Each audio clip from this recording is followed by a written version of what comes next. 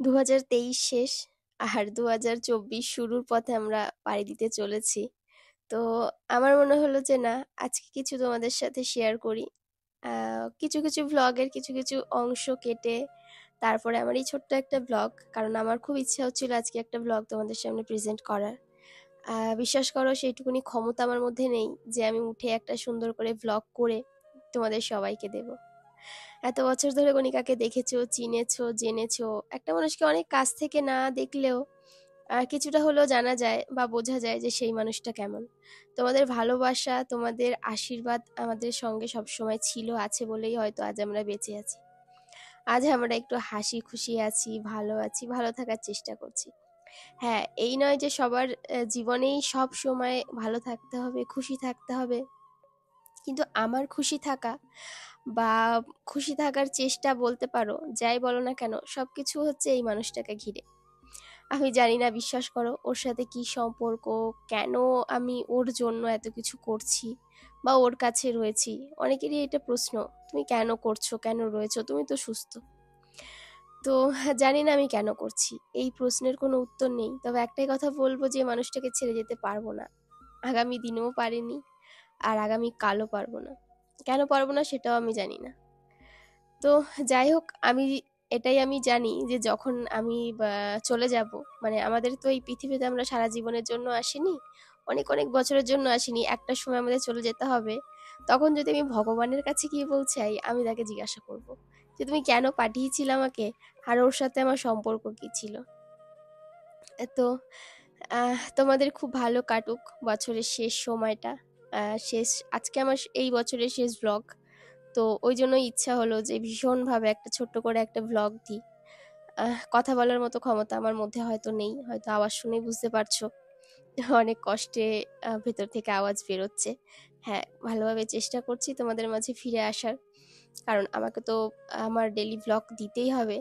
যতই কঠিন পরিস্থিতি আসুক না কেন আমার জীবনে, যাই হয়ে যাক না কেন আমার জীবনে, আমি জানি আমাকে বাঁচতে হবে এই মানুষটার জন্য, এই মানুষগুলোর জন্য। যেভাবেই হোক না কেন আমাকে ওদেরকে খুশি রাখতে হবে, ভালো রাখতে হবে। আহ, তো সেইভাবেই আর কি আবার নতুন বছরটা শুরু করতে চলেছি। নতুন দিন, নতুন আশা, আবার বাঁচার আশা, যে আবার ভগবানকে ডাকা প্রথম থেকে। নতুন বছরের প্রথম থেকে আবার ভগবানকে ডাকা, যে ভগবান তুমি সব ঠিক করে দিও, তুমি এই মানুষটাকে ঠিক করে দিও। সেই প্রথম দিন যখন এসছিলাম, তখনও একটা আশা নিয়েই এসছিলাম, ভগবানকে একটা কথাই বলেছিলাম, যে তুমি ওকে হয়তো কোনোদিনও ঠিক করে দেবে, সেই দিনটা একটু তাড়াতাড়ি দিও। আজও ভগবানকে সেই এক কথাই বলছি, একটা কথাই বলবো, যে তুমি একটু তাড়াতাড়ি ঠিক করে দিও। তাড়াতাড়ি সময় বলতে গিয়ে অনেকটা সময় পেরিয়ে গেছে, আর দেরি করো না। আমি জানি না সেই সময়টা আদৌ কোনোদিন আসবে কিনা, এটা হয়তো একটা মিথ্যে চাওয়া, মিথ্যে আশা। অনেক মানুষ ভাববে যে এটা হওয়ার নয়, হয়তো আমারও কখনো মনে হয়েছে এটা হয়তো হওয়ার নয়। ওই যে বলে না যে আশায় বাঁচে মানুষ, তো সেই একটা আশা মনের মধ্যে থাকে। আসলে কি বলতো, স্বপ্ন দেখা না আমাদের ভেতর থেকে কখনো ছাড়তে নেই। তোমার অনেক অনেক কঠিন সময় তোমার জীবনে আসবে, তখন মনে হবে যে আর পারছি না, এবার সব হয়তো ছেড়ে দিলেই হতো, ছেড়ে দিলেই ভালো হতো, বা ছেড়ে চলে গেলেই ভালো হতো, বা এই মুহূর্তটা না আসলেই ভালো হতো। কিন্তু বিশেষ করে যেটা আসবে সেটা আসবে, যেটা হবে সেটা হবে। আর যে জিনিসটা হবে বা যাই হোক না কেন তোমার সাথে, ভাববে সেটা ভালোর জন্যই হবে। ভগবান ভালো চেয়েছে, ওই জন্য সেই কাজটা তোমার সাথে হয়েছে। তো এটাই বলার, যে জীবনে যতই কঠিন পরিস্থিতি হোক না কেন, ওই মানুষটাকে ছাড়া আমার পক্ষে সম্ভব নয়। জীবনে সবকিছু ছেড়েছি, সব প্রিয় মানুষগুলোকে ছেড়ে এসেছি, শুধুমাত্র এই একটা মানুষের জন্য। ওই যে বললাম, কি সম্পর্ক তার সাথে আমি নিজেও জানি না, বা কি সম্পর্ক ছিল, এখন কি সম্পর্ক সেটা জানি, বা কি সম্পর্ক ছিল, কিসের টানে এসেছিলাম সেটা আমি জানি না। তো যে মুহূর্তে মানুষটার হাত ধরেছিলাম, সেই মুহূর্তে প্রতিজ্ঞা করেছিলাম যে কখনোই ছাড়বো না। জানো তো, একটা কথা আজকে তোমাদেরকে বলি, আমরা লাইফে সবসময় পারফেক্ট মানুষ খুঁজি, যে আমার যে লাইফ পার্টনার হবে সে সবসময় পারফেক্ট হবে, সব দিক থেকে পারফেক্ট হবে। তো আমি বলি, জীবনে পারফেক্ট মানুষটা না সবাই সবসময় পায় না। আজকে যদি আমি পারফেক্ট মানুষ খুঁজতে যেতাম, তাহলে আমি আমার মনের মানুষটা পেতাম না। মনের মানুষ তাকেই বলে, যে এই মানুষটার বুকে মাথা রেখে তুমি সব কষ্ট ভুলে গিয়ে একটা দীর্ঘশ্বাস ফেলে বলতে পারবে যে আমি এই বুকটায় মাথা রেখে একটু শান্তি পাচ্ছি। শান্তির জায়গা খুঁজতে হবে, আমার এটা মনে হয়। এটা আমার নিজস্ব পার্সোনাল মতামত। আমার সাথে কে কে একমত আমাকে একটু কমেন্ট করো, যে জীবনে পারফেক্ট মানুষ কি সবাই পায়? কিন্তু সেই মানুষটাকে খোঁজা উচিত যার বুকে মাথা রেখে একটু তুমি শান্তির নিঃশ্বাস ফেলতে পারবে।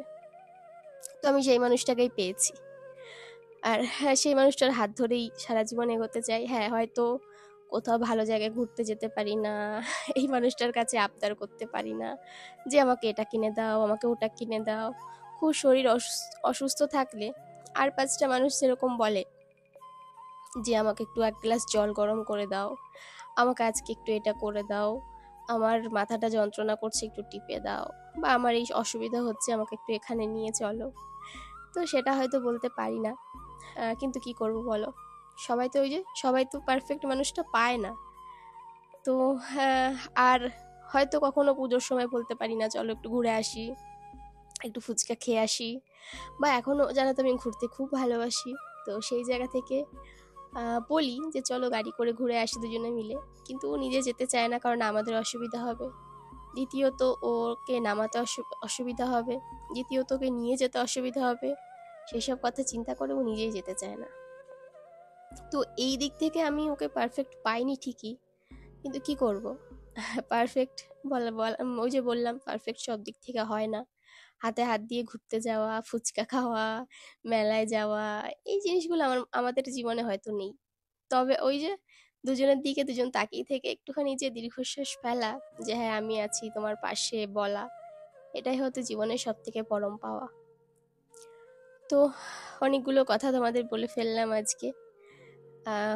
যাই হোক, তোমরা বছরের শেষ দিনটা কেমন কাটালে বা কাটাচ্ছ আমাকে একটু কমেন্ট করে বলো। আমি অনেকবার ভেবেছিলাম যে আজকের দিনটা একটুখানি পিকনিক করব সবাইকে নিয়ে, একটু খাওয়া দাওয়া করব বাড়ির সবাই মিলে। তো সেগুলো বলতে পারো এক দিক থেকে হলোই না, সব কিছুই ক্যান্সেল। তো যাই হোক, এবার থেকে আবার আগের মতো করে ফেরার চেষ্টা করব বা করছি, কারণ আমাকে ফিরতেই হবে, আমাকে স্বাভাবিক হতেই হবে। আর যে কোনোভাবেই হোক আমাকে সব কিছু আবার স্বাভাবিক করতেই হবে। আজকে 5 দিন হয়ে গেল মায়ের কাছে, মায়ের সাথে আমার নিজের মায়ের সাথেই কথা হয় না। আমার ইচ্ছাই করছে না ফোন করি বা কথা বলি, সেইটুকুনি ক্ষমতা পর্যন্ত নেই। তো মা কল করেছিল একদিন মাঝখানে, ফোনটা ধরে শুধু কয়েক সেকেন্ডের কথা হয়েছে, কিছু দরকারি কথা, কয়েক সেকেন্ডের কথা হয়েছে। মা বললো শরীর খারাপ, আমি বললাম হ্যাঁ, আরও কিছু কথা বলে রেখে দিয়েছিলাম, ব্যাস এইটুকুনি। অনেকে চিন্তা করেছো ডাক্তার দেখিয়েছি কিনা, ডাক্তার দেখিয়েছি। আর শরীরে ভীষণই প্রবলেম হচ্ছে আমার, মানে যথারীতি খুবই প্রবলেম। তোমাদেরকে সেগুলো হয়তো বলবো কোনো ভ্লগে। মানে বলতে পারো যথারীতি আমার নাক থেকে ব্লিডিং হচ্ছিল। তো এটা জানি না কেন হচ্ছে, হয়তো অতিরিক্ত কড়া ওষুধ খেয়েছি ওই জন্য হতে পারে। আর আমার একটু প্রবলেমও আছে, ছোটোবেলায় আমার একবার নিউমোনিয়া হয়েছিল, আমার ঠান্ডার খুব একটা ধাঁচ বেশি। তো সেখান থেকে আরও কোনো ব্যাপারও হতে পারে। মা বলছিল যে তোর তো ছোটোবেলায় তোকে তো মরার ঘর থেকে বাঁচিয়ে নিয়ে এসেছি বলতে পারিস। তো তো এত মানে খারাপ পরিস্থিতির মধ্যে দিয়ে আমরা গেছিলাম নাকি আমি। তো ওই জন্য ঠান্ডার ব্যাপারটা আমার সাথে একটু বেশিই হয়, ঠান্ডার দোষটা আমার একটু বেশিই আছে। তার মধ্যে ওই যে অনিয়ম, এইগুলো তো থাকবেই, রোগ ধীরে ধীরে বাসা বাঁধছিল শরীরে, বুঝতে পারিনি। তারপরে একসাথে ঢেলে দিয়েছে, নে এবার নে, কোথায় যাবি, এবার তো তোকে তোর যেগুলো গুছিয়েছিস আস্তে আস্তে তার তো ফল পেতেই হবে, তাই না? এরকম একটা ব্যাপার ছিল। তো এগুলো হওয়ারই ছিল। তো শুভকামনা জানাই সবাইকে, নতুন বছরটা তোমরা সবাই খুব খুব ভালো কাটাও, আর আমাদেরকেও আশীর্বাদ করো।